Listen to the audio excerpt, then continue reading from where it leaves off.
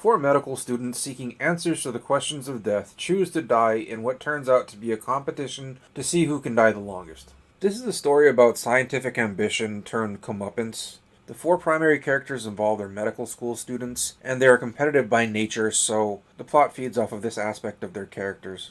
When I first watched this movie a long time ago, I thought the actors' portrayals were all stunning and really well done, but having just watched it, it feels kinda dated. Like, it feels, I don't know, not as good as I remember it. I think when you're younger, it's a more thought provoking film. When you're an old miser and you've kind of tackled these questions, it's not as big of a it's not as big of an impact.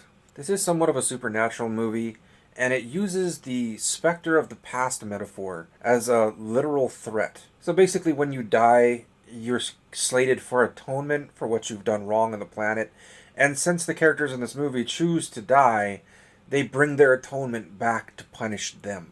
Web Anything Studio, a programmable browser that lets you do just about anything. Get it today at webanythingstudio.com.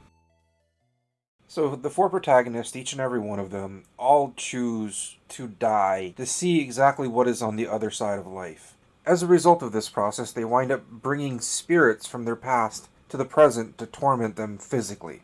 After some number of cinematic ghost beatings, they more or less suss out that apology or making amends will cancel their sin debt.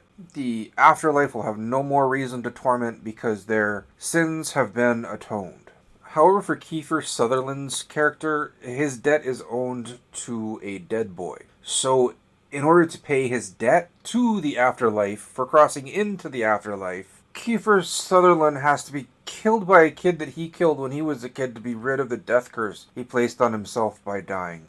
Say that 10 times fast. Yeah, he has to basically make amends to a kid that he killed on accident, or I guess on purpose, when he was a kid.